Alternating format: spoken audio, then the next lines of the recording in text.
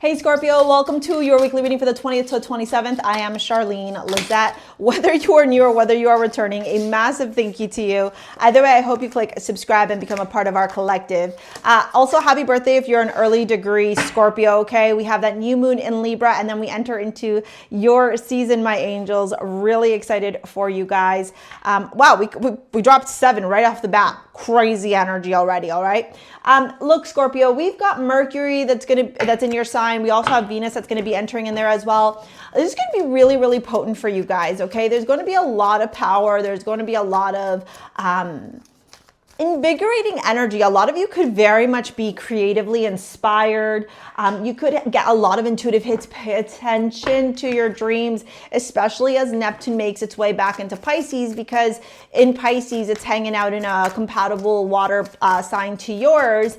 And so revelations, okay, truths, a lot of stuff could be revealed in your dreams there. We have peace. I'm a being of love and I release all negative energy. Last quarter, transition, letting go, forgiveness, adaptation.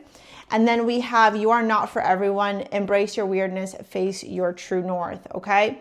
So, you know, we're going to dive into love very, very much at the end. So let me dive into the tarot first.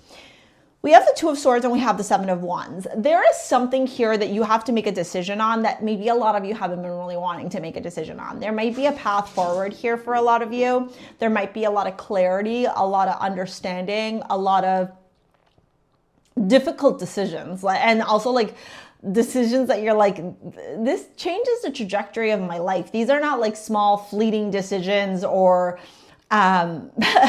decisions that have like, yeah, it's not like, oh, I'm going to cut my hair really short and then you can grow it back really fast, you know, or like what I did, which was I decided to cut all my nails. These are all my nails, by the way, but I decided to cut them all really short because my own nails were breaking at the very like edges down here. And when they rip, you know, whether I'm washing my hair, washing dishes, doing something at home, carrying Charlie's hockey bag, and they rip down here, long nail girlies, you know, it kills, bro. Like it is such a horrible feeling. So I decided, you know what, clearly my nails need a break from being long. So I decided to cut them all off. My nail girl's coming over tomorrow and we're just gonna like, you know, give them a clean up, manicure them, let them like heal. But my nails are gonna grow back because my nails grow back like crazy. My nails grow super fast too. This is not a decision like that. This is like I'm moving from one country to another. I'm leaving an established job to launch my own career. I am choosing to break up with someone to start a new relationship or to be single. I'm choosing to enter into a committed relationship, a long-term relationship that's going to require, you know, maturity, responsibility, depth, all of that. Like that's what this is looking like. That's what this is looking like. Two of Swords to Seven of Wands. And I feel like for a lot of you, you really want to adapt. Like you really want to experience this change.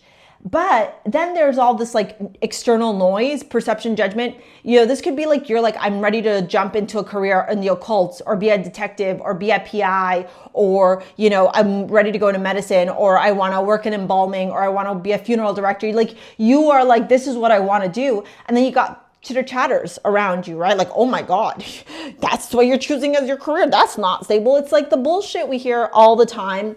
You know, when people choose to live very unconventional relationships, like a lot of people think that like a happy life is wife stays at home, husband goes to work, white picket fence, kids career, kids, you know, play sports and blah, blah, blah. But then there's people like me who have very unconventional jobs, right? My job is so unconventional. There is no 9 to 5. I do not report to anybody. I don't work at an office all day. My job is very flexible. My pay is flexible too, right? Because it depends on how much I'm working. I don't get a steady income. I don't have like, you know, health benefits, but I have all these other benefits. And so, you know, people forget that like not everyone fits into this like 9 to 5 cookie cutter world. And I think a lot of you are breaking free from this idea that you have to show up in this 9 to 5 cookie cutter world. And then you're getting pushed back.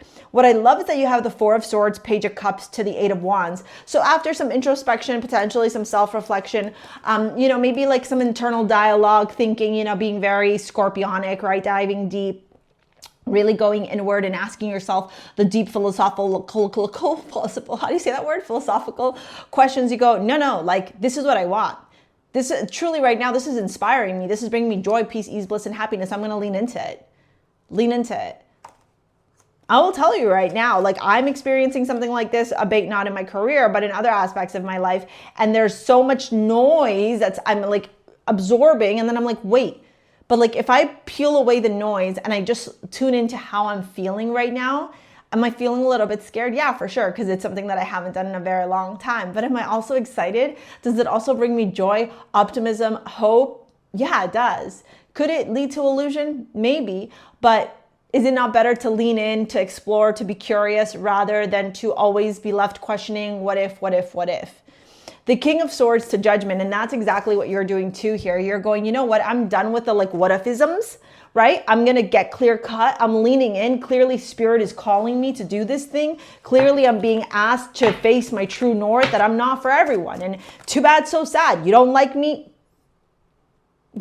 You know, it's that kind of energy, right? And the more that you fall in love with yourself, the more that you're going to see truly how magical the world is. We have the Two of Cups, the Knight of Swords, and the Magician. So this could have to do with love for some of you guys, entering into a romantic relationship. Maybe there's an age gap. Sorry, I'm going to pull that up in a minute because I'm going to use those cards as well. Maybe there's an age gap. Maybe it's long distance because of the Eight of Wands.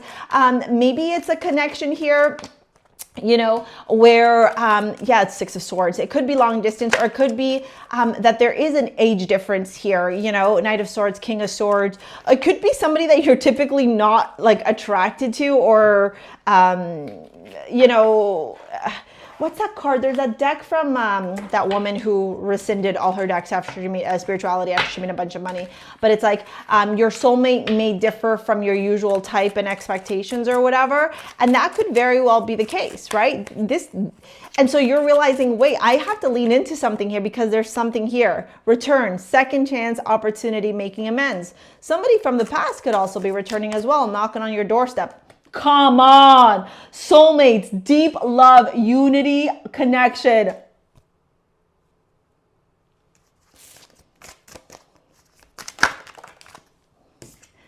Chemistry, attraction, spark, passion. If you are feeling a call to this person, lean in. Best that could happen, it's your soulmate person you're going to spend the rest of your life with. The worst that can happen, it's a learning opportunity, and it takes you one step closer to the love of your life. All right. If you want to book a session, you want to work with me in any capacity, it's down in the description box below. Here is your quarterly reading to see how you can navigate the next few months, the last few months of 2025. Thank you for your likes, your comments, your shares, your subscribes. We'll see you later, alligators. Peace out. Bye.